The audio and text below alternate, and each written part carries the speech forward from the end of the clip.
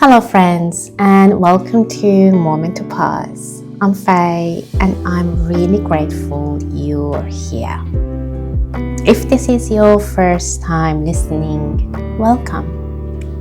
And if you've been here before, thank you for coming back. Before we begin, let's arrive, as always.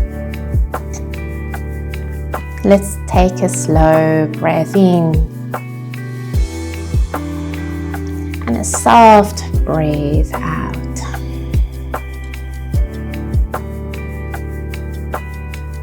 Let the shoulders drop. Let the belly soften. Let the body land.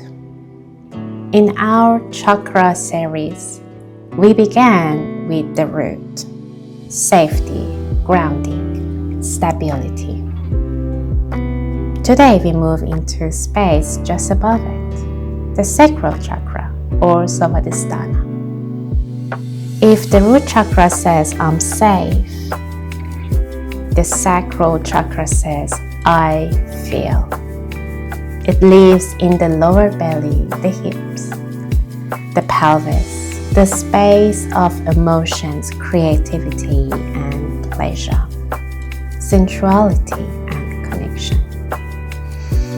Where the root is earth, the sacral is water. And water is not meant to stay still. When the sacral chakra is balanced, there is a quiet fluidity within us. We can feel without being overwhelmed. We can experience joy without guilt. We can connect without losing ourselves. We can create without forcing. There is softness, but also vitality. When it is imbalanced, on the other hand, the water behaves differently.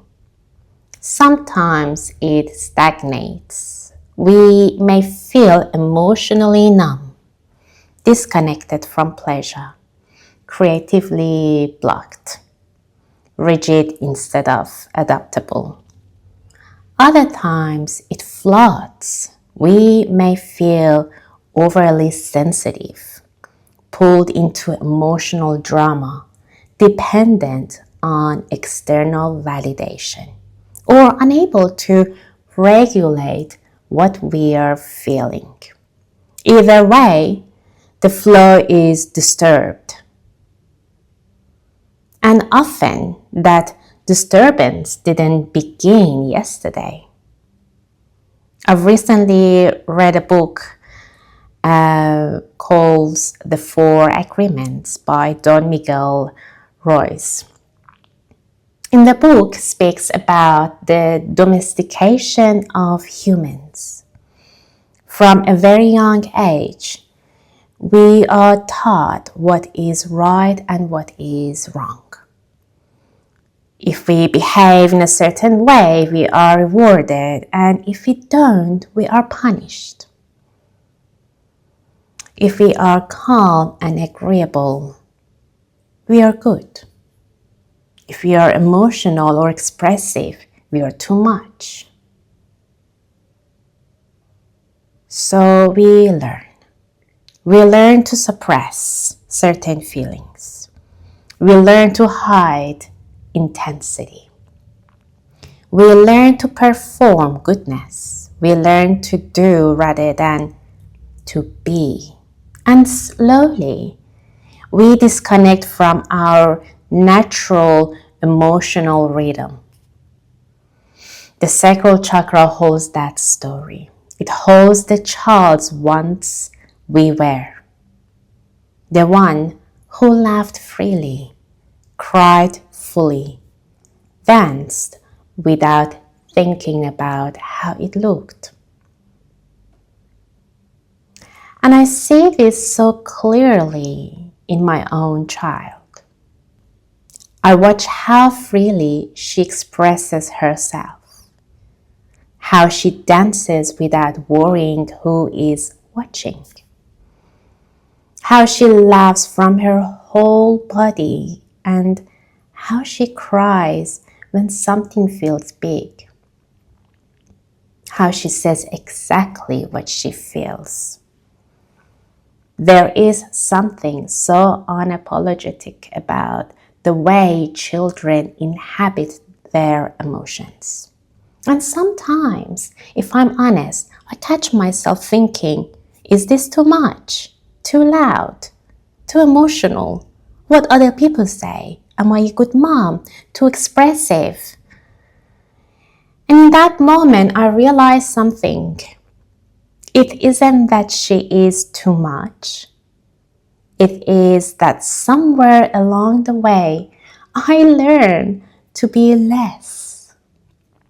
I learned to contain my reactions. I learned to soften my intensity, to make myself easier for the world to hold, to fit in the society and family and friends. Watching her becomes a mirror, a reminder of the part of me that once moved like water, without hesitation, without shrinking, without self-judgment. Motherhood has become one of my greatest teachers in this chakra. It constantly asks me, where am I restricting flow? Where am I holding emotions instead of letting it move? Because when she expresses herself fully, she isn't trying to overwhelm. She's simply flowing. And perhaps our work is not to tame that flow, but to guide it gently, while remembering how to feel again ourselves. The sacral chakra is also connected to sensuality and sexuality. Not in a performative way, but in a deeply embodied way. The ability to feel at home in our body, to experience pleasure without shame, to inhabit sensation without apology. This same energy is our creative life force also.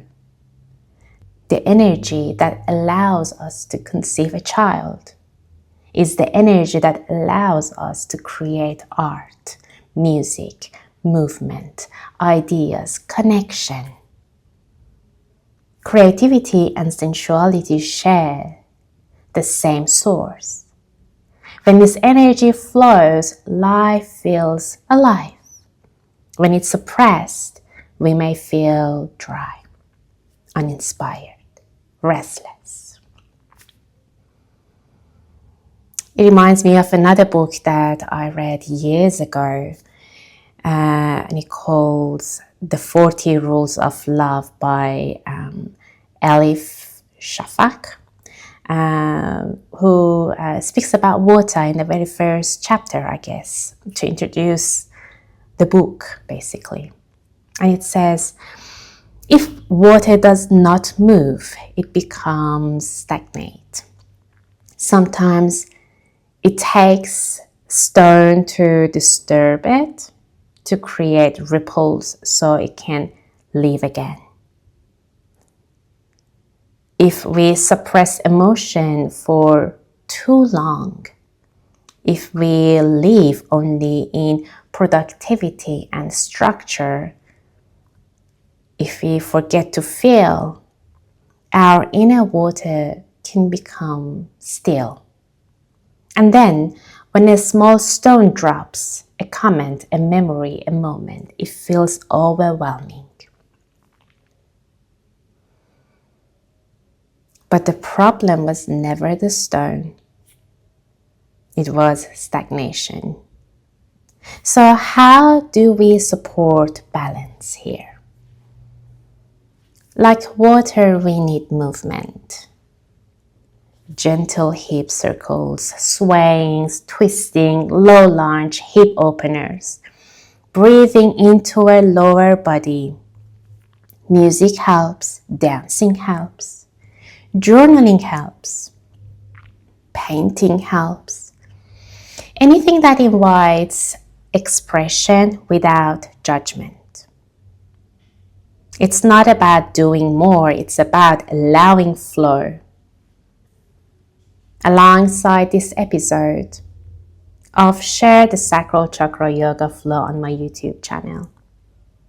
Fluid, hip-focused, rhythmic. Less about structure, more about sensation. All the links are in the show notes if you like to move with it. If you are in Melbourne, I also teach through the Pause Club, where we explore this work together in a community. And now that I'm sharing with you all of this information about the Pause Club and my YouTube channel, I'd like to also say that from June 4 to June 8, I'll be hosting a retreat in Vietnam, a space for yoga, journaling, art, joyful movement, connection, and rest. A space where creativity and play are not extras. They are essential. Now, before we wrap up and close down this episode, let's sit with this gently. Where in life does energy feel stagnant? Where does it feel alive? What would it look like to allow just a little more movement? Water was never meant to stay still, neither were we. Thank you for being here. Truly, it was an honor to speak with you about my journey through Sacral Chakra as a mother, as a person. Now, until next time, move gently, breathe deeply, and let life flow. From my heart to yours. Namaste.